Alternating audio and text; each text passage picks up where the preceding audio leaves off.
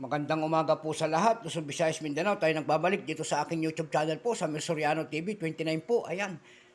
Papasalamat lang ho tayo sa mga subscriber ko po. Ayan. Thank you so much po. Ayan po. Kung yung mga hindi pa nakapag-subscribe at gustong ganito mga topic po, pakipindot naman po ang ating notification bell.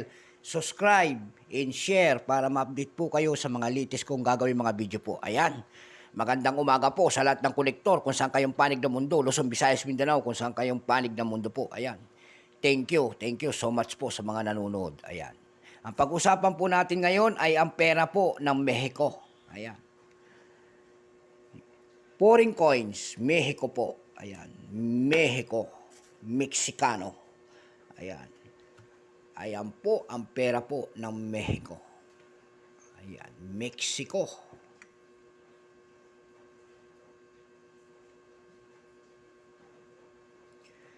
1967 po. Ayan. 1967, nakalagay po sa kanyang likod dito, Estados Unidos. Ayan. Estados Unidos. UN. Ayan, UN.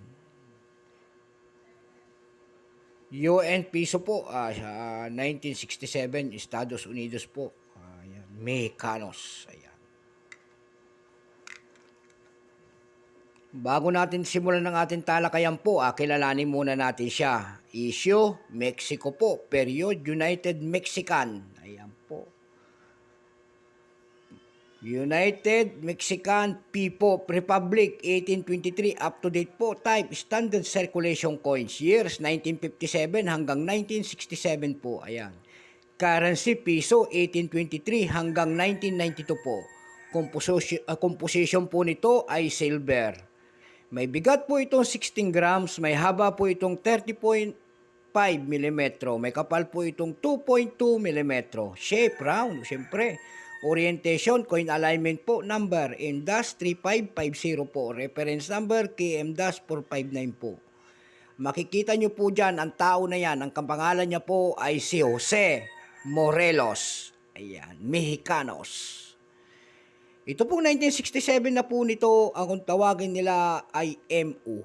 Ayan, MU. Mexican. Ayan, di ba? Mexican people. 12% po, wala pa pong mintage ang ginawa. Ayan po. Wala pang mintage kung ilang pirasong ginawa po nito. Ayan po. Tanging mayroon lamang percentage. Pero binigyan na po ng numista ng kanyang selling price doon. Mayroon ng presyo po. Yung kanyang fine, 110. Very fine, 240. Extra fine, 240. Almost uncirculated nito ay 240 rin. Palaspas po. Yung uncirculated po ay 560 pesos. Ayan. Ganyang katindihan. Kasi po, ito po ay silver. Kaya ganyan siya katindi. Dako naman tayo sa kanyang price. Doon sa ating numista.com po, mayroon na nagka-presyo nito at nagbebenta ng $83.85. Malaki, silver eh. Doon po sa ebay.com po, mayroon na nagbebenta nito ng $17.60. Mayroon naman doon pinakamaliit po na nagbebenta po ng $14.99. Sumunod po naman ay mayroon nagbebenta nito ng $52.51.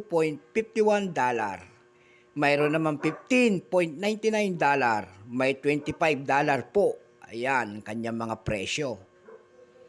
Doon naman po sa ating Carousel PH po, dito sa atin may nagbebenta na nito ng 785 pesos. Mayroon din nagbebenta po ng 940 pesos. Mayroon din 500 po pesos. Ayan. So hanggang dito na lamang po talaga para malaman natin kung ano talaga ang kanyang presyo ng price. Ayan. At nalaman natin na ganito pala katindi ito. Ayan. So hanggang dito na lamang po ang ating vlog sa umagang ito. Magandang umaga po, Luzon, Visayas, Mindanao, lalong-lalo na ang ating mga kolektor at ang mga nakapag-subscribe sa akin dyan. Thank you so much po sa lahat. Kung gusto nyo po ng mga ganitong topic po, ayan, pakisuyo na lang po, pakipindot naman po ang ating subscribe button, share, and like para ma-update po kayo sa mga gagawin ko pang latest na video po. Ang pinag-uusapan dito po sa aking YouTube channel ay ang mga coins. Ayan po, wala pa tayong maibabahagi ngayon na aking biniling coins. Tsaka na lang muna at wala pa tayong budget. Ayan po, so hanggang dito na lamang po, Luzon, Visayas, Mindanao, kung saan kayong panig ng mundo po. Thank you so much sa lahat. God bless.